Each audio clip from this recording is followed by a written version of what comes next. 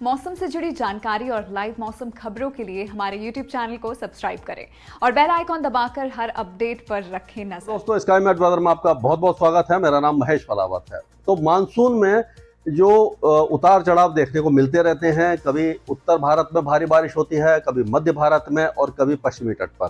तो ये जो वेदर सिस्टम बनते रहते हैं, इनका ही ये असर होता है और जो हवाओं का डायरेक्शन होता है ये निर्धारित करता है कि कहाँ पर बारिश होगी और कहाँ पर मौसम शुष्क रहेगा, कहाँ पर गर्मी और उमस बढ़ने वाली है। स्काई मैट की नई ऐप है वो AI बेस्ड है और ये जो AI है वो बिल्कुल सटीक जवाब देती है, मौसम से जुड़े हर सवाल का सटीक जवाब देती है। तो इसको मैं कैसे मतलब इस्तेमाल करना चाहिए ये मैं आपको इस्तेमाल करके बताता हूं।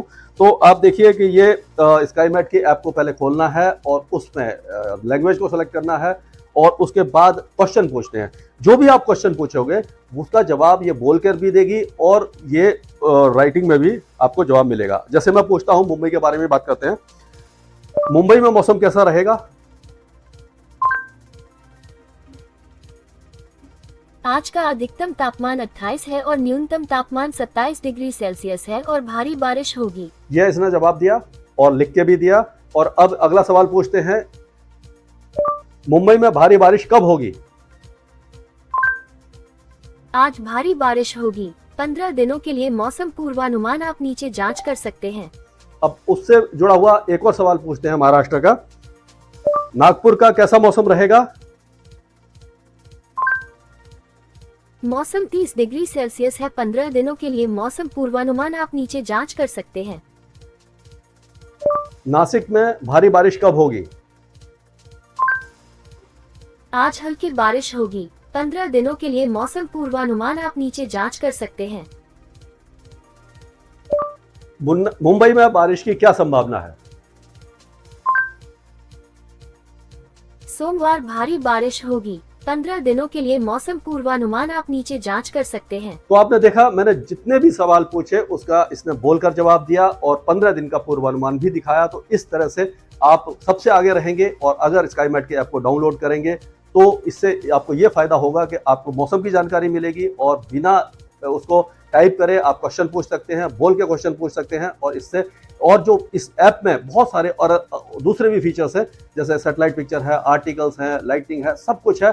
और आप इसको अगर डाउनलोड करेंगे तो आपको हर सवाल का सटीक जवाब मिलेगा। तो ये जो साउथ वेस्ट मानसून है अभी तक काफ़ी अच्छा निकला है। हालांकि जून का महीने में हमने देखा बारिश कम थी, लेट आया था मानसून, ज़्यादातर इलाकों में देरी से आया था। केवल दिल्ली में समय से पहले आया था। उसके बाद जो दिल्ली के बाद जो इसकी प्रोग्रेस थी बहुत अच्छी हुई थी। 25 तारीख के बाद से बहुत अच्छा मानसून आगे बढ़ा था और 2 जुलाई को पूरे भारत को इससे कवर कर लिया था। 8 जुलाई की डेट होती है।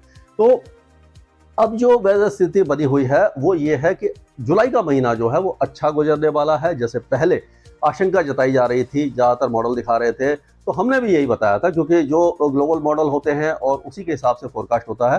तो हमने भी यही बताया था कि जून के महीने के बाद से जुलाई में ही अल नीनो का असर दिखने लगेगा। लेकिन अभी तक गनीमत यह है कि अल नीनो का असर बिल्कुल भी दिखाई नहीं दिया है और बहुत अच्छी बात है किसान भाइयों के लिए। खुशखबरी यही है कि जुलाई का महीना अच्छा गुजरने वाला है। लेकिन अब थोड़ा सा चिंता का विषय ये दिखाई दे रहा है कि अगस्त और सितंबर में जो मानसून की बारिश में कुछ कमी आ सकती है। लेकिन चिंता वाली बात इसलिए नहीं है कि ज़्यादातर जो जलाशय हैं, जो रिजर्वर हैं, वो सारे भर गए हैं और आगे के लिए यानी कि एक अगर महीने में बारिश कम भी होती है तो वो भरपाई हो जाएगी। तो चिंता वाली बात नहीं है। बीच बीच में ऐसा भी नहीं है कि सूखे जैसे हालात बन जाएंगे अल नीनो के कारण। बीच बीच में बारिश की गतिविधियां होती रहेंगी, जो कमी है उसको पूरा करती रहेंगी। लेकिन फिर भी अल नीनो का असर अब दिखाई देने लगेगा, क्योंकि जो सी सरफेस टेम्परेचर है वो ऑलरेडी बढ़ गए हैं। 0.5 डिग्री से ऊपर पूरे 0.5 डिग्री का एवरेज है। जो पिछले 3 महीने का जो एवरेज है वो 0.5 पर आ गया है, जो होना चाहिए, जो थ्रेशोल्ड वैल्यू होती है। उसके बाद और ज़्यादा टेम्परेचर बढ़ेंगे। ज़्यादातर मॉडल 90% से ज़्यादा इसकी प्रोबेबिलिटी दिखा रहे हैं जो सर्दियों तक रहेगी। तो ये सारा जो वो है। और उसका दूसरा, जैसे मैंने एक वीडियो बनाया था 2-3 दिन पहले, जिसमें इंडियन ओशन डाइपोल भी थोड़ा सा पॉजिटिव हो रहा है। तो हो सकता है कि अल नीनो के जो असर को काफ़ी हद तक ये नकार दे। तो ये बहुत ज़्यादा चिंता करने की ज़रूरत नहीं है अभी फ़िलहाल। अगर हम देखें तो जो आप देखिए वेदर सिस्टम जो बने हुए हैं, एक ये साइक्लोनिक सर्कुलेशन हरियाणा के ऊपर बन गया है जो नहीं था पहले, और अब एक है जो मध्य प्रदेश पर है, एक छत्तीसगढ़ पर है और एक जो पश्चिम बंगाल में के जो दक्षिण में यानी उत्तर पश्चिम बंगाल की खाड़ी पर है। तो यहाँ पर क्या है कि पहले भी बना था, ये लो प्रेशर बन के आगे आया था, फिर यहाँ पर साइक्लोनिक सर्कुलेशन बन गया, ये भी लो प्रेशर एरिया बन जाएगा अगले 24 घंटों में। उसके बाद जब ये आगे बढ़ते रहेंगे और नए साइक्लोनिक सर्कुलेशन यहाँ पर डेवलप होते रहेंगे।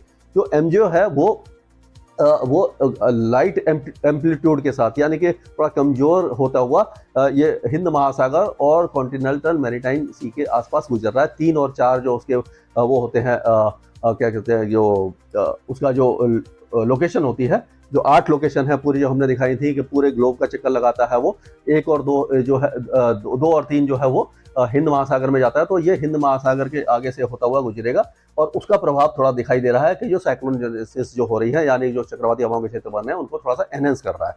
तो ये जुलाई के आखिर तक कुछ ना कुछ यहाँ पर वेदर सिस्टम बनते रहेंगे, लेकिन वो पश्चिम दिशा में आगे बढ़ेंगे, तो इनका असर उत्तर भारत पर दिखाई नहीं देगा। केवल ये जो मध्य भारत है वहां पर ही ज्यादा बारिश देने वाले हैं।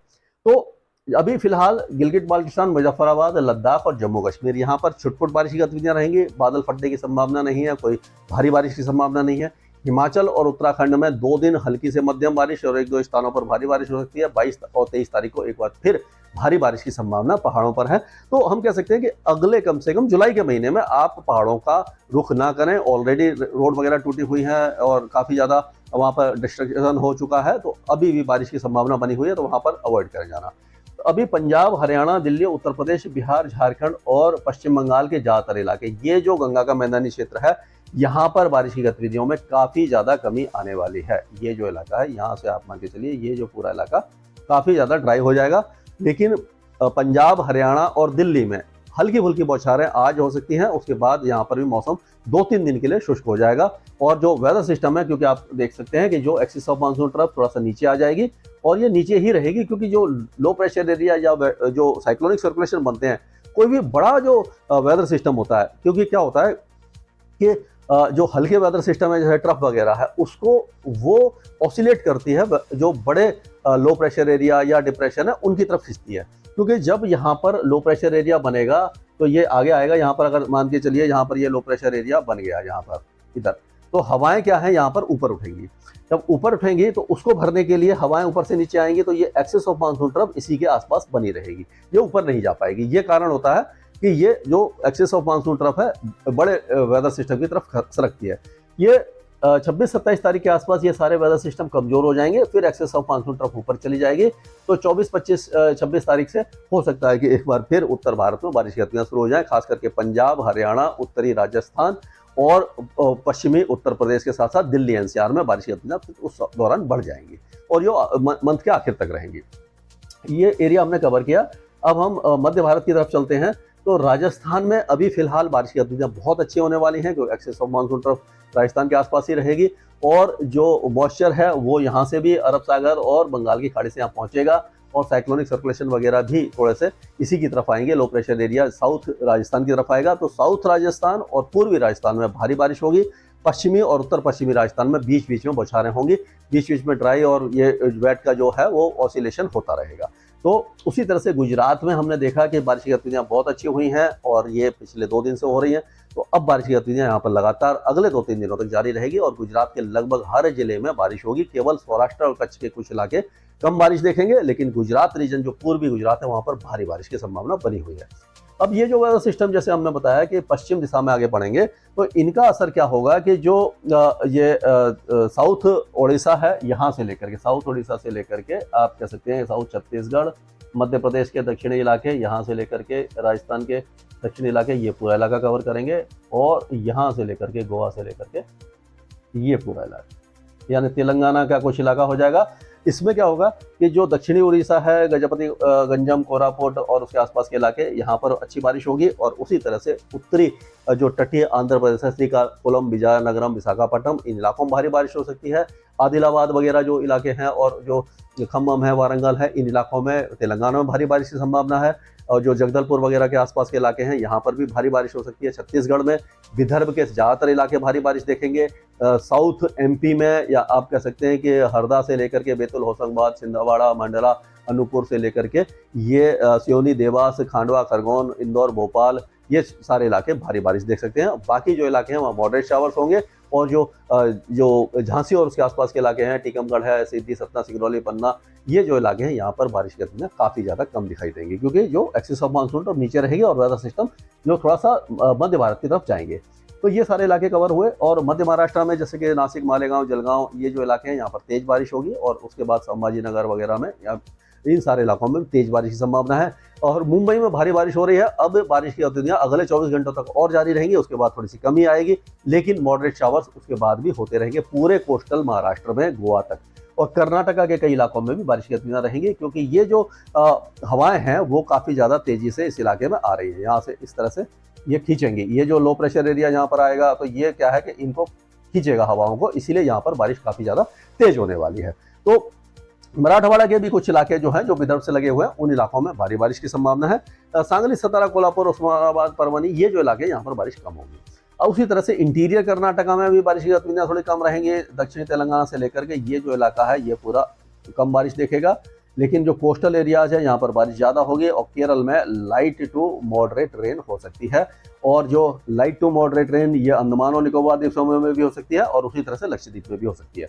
तो ये सारा वेदर सिस्टम हमने कवर किया और पूरा मानसून कवर किया। और आगे क्या होगा अगस्त में, उस पर हम नज़र रखे रहेंगे और आपको लगातार अपडेट देते रहेंगे। और कोई भी ब्लॉगर आपको अगर बताता है कि सूखे जैसे हालात हैं, क्योंकि इंटरनेशनल मॉडल को लोग डालते रहते हैं कि आगे ऐसा रहने वाला है, पूरा ड्राई होने वाला है, ऐसा कुछ नहीं है। ड्राई होगा, थोड़ा सा बारिश कम होगी, लेकिन सूखे जैसे हालात कहीं पर भी होने वाले नहीं है। स्काईमेट वेदर में अभी के लिए इतना है। मौसम से जुड़ी जानकारी और लाइव मौसम खबरों के लिए हमारे YouTube चैनल को सब्सक्राइब करें और बेल आइकॉन दबाकर हर अपडेट पर रखें नजर।